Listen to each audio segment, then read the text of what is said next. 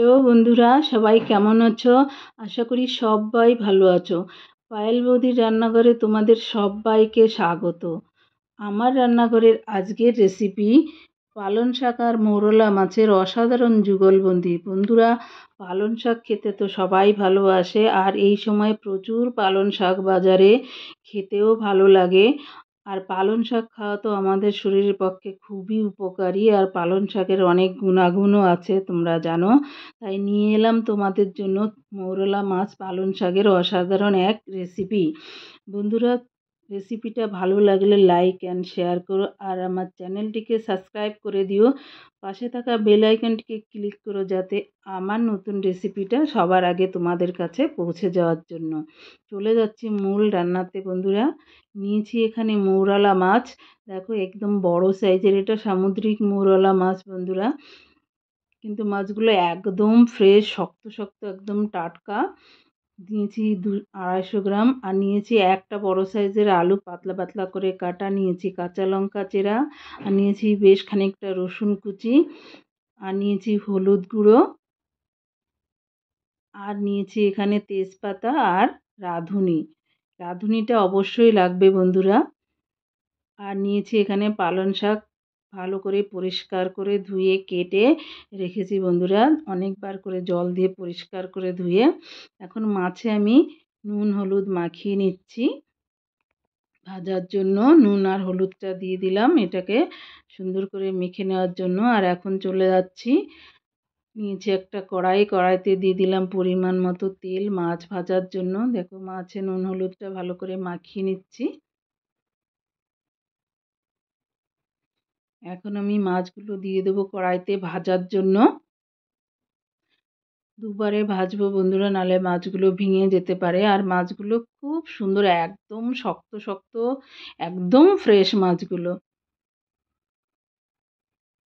আর এইভাবে পালং শাক দিয়ে রান্না করলে খুব টেস্টি হয় খেতে। একদম সিম্পল রেসিপি, বেশি মশলা নেই, কিন্তু খুব মুখরোচক সুস্বাদু একটা রেসিপি। তোমরা কেউ যদি পালং শাকের ঝোল এভাবে না খাও, তোমরা ট্রাই করে দেখতে পারো বন্ধুরা। অসাধারণ রেসিপি, দারুণ লাগে খেতে। মাছগুলো আমি উল্টে দিলাম বন্ধুরা। দেখো, একটা মাছও ভাঙেনি, কিচ্ছু হয়নি, সুন্দর একদম মাছগুলো, দারুণ সুন্দর মাছগুলো।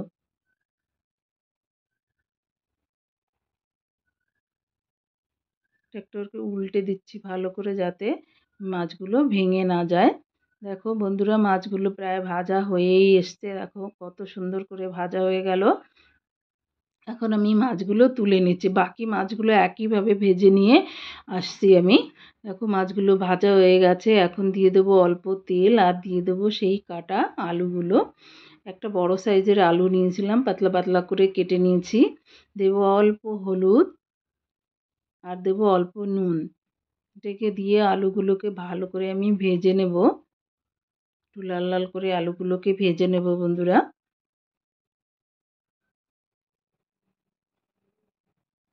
তরকারি ভাজা হলে ঝোলটাও টেস্টি হয় খেতে। দেখো, আলুগুলো আমার সুন্দর করে ভাজা হয়ে গেছে বন্ধুরা।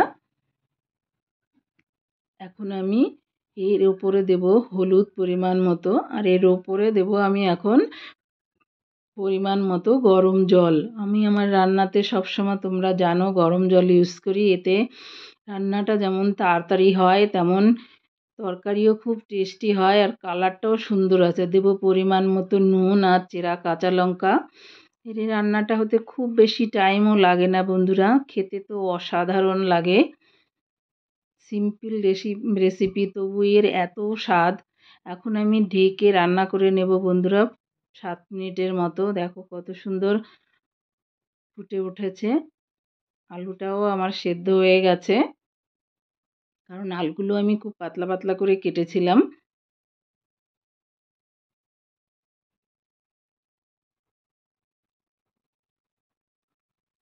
এখন আবার একটু ঢাকা দিয়ে আবার একটু আমি 5 মিনিটের মতো রান্না করে নেব। দেখো বন্ধুরা, ঝোলটা অনেকটা কমে এসছে, কারণ আমি খুব বেশি ঝোল রান্না করব না। কারণ পালং শাকের থেকে ওর নিজের প্রচুর জল ছাড়ে, পালং শাকে অনেক জল থাকে। আর এখন আমি দিয়ে দিচ্ছি ভাজা মাছগুলো। আর তার উপরে দিয়ে দেবো পালং শাকগুলো। তোমরা যদি এই প্রসেসে না রান্না করো, একবার রান্না করে খেয়ে দেখো বন্ধুরা। অনেকেই তো বেশিরভাগ নিরামিষই খাও, কিন্তু এইভাবে একবার রান্না করে খেয়ে দেখো, সত্যি বলছি একদম প্রেমে পড়ে যাবে এই রেসিপিটার। দারুণ খেতে হয়, অসাধারণ খেতে। একটা রেসিপিতেই একদম ভাতগুলো ফিনিশ করে দিতে পারবে। যারা শাক পছন্দ করো, আবার ঢাকা দিয়ে 3 মিনিটের মতো রান্না করে নেব, কারণ পালং শাক সিদ্ধ হতে খুব বেশি টাইম লাগে না বন্ধুরা। দেখো কত সুন্দর দেখতে লাগছে, পালং শাক থেকে জলও বেরিয়ে এসছে দেখো। দেখতে লোভনীয় লাগছে কিনা বলো বন্ধুরা। এখন আমি তরকারিটাকে নামিয়ে নেব ফোড়ন দেওয়ার জন্য। তরকারিটাকে নামিয়ে কড়াইটা পরিষ্কার করে নিয়ে ফিরে আসছি বন্ধুরা। দেখো নিয়েছি কড়াইটা, আবার দিয়ে দেবো অল্প তেল। ফোড়নের জন্য খুব বেশি তেলের দরকার নেই বন্ধুরা। দিয়ে দেবো একটা তেজপাতা, আর দেব রাঁধুনি। যে রাঁধুনিগুলো নিয়েছিলাম আমি, রাঁধুনিটা অবশ্যই দেবে বন্ধুরা, তবে এই সবজিটার টেস্ট আসবে, নাহলে ওই টেস্টটা আসবেই না। দেবো রাঁধুনি ফোড়ন। রাঁধুনিটা থেকে সুগন্ধ বেরোলে এখন দিয়ে দেবো কুচি করা রসুন। রসুনটাও দেবে বন্ধুরা, রসুনটা দিলে দারুণ ফ্লেভার আসে, দারুণ খেতে লাগে। রসুন যাদের পছন্দ নয় নাই দিতে পারো, তবে রসুনটা দিলে খুব সুন্দর ফ্লেভার আসে, দারুণ খেতে হয়। রসুনটাকে আমি লাল লাল করে ভেজে নেব। দেখো বন্ধুরা সুন্দর করে রসুনটা ভেজে নিয়েছি। এখন এই ফোড়নটা আমি সবজিটার উপরে ঢেলে দিলাম। এইভাবে দিলে তেলটা উপর থেকে উঠে যায় না বন্ধুরা। এখন আঁচটাকে সিম করে তরকারিটাকে ঢেলে দিলাম। এই সিস্টেমে তেলটা উঠে যায় না, তোমরা ট্রাই করে দেখতে পারো ওইভাবে। আমি তো ওইভাবেই করি। এখন তরকারিটাকে নাড়াচাড়া করে খানিক এখন দিয়ে দিচ্ছি আমি ভাজা জিরের গুঁড়ো। এটাও অবশ্যই দেবে, ভাজা জিরের গুঁড়ো দিলে সুন্দর একটা ফ্লেভার আসে, কারণ এটাতে তো অন্য আর কোনো কিছু নেই। দিয়ে দিচ্ছি বেশ খানিকটা ধনেপাতা কুচি। এটা অপশনাল বন্ধুরা, এটা তোমাদের ভালো লাগলে দেবে, না হয় দেবে না, তার জন্য টেস্টের কোনো হেরফের হবে না। কিন্তু এই শীতকালে ধনেপাতা খেতে খুব ভালো লাগে, তাই দিলাম। যাদের ভালো লাগবে না স্কিপ করবে।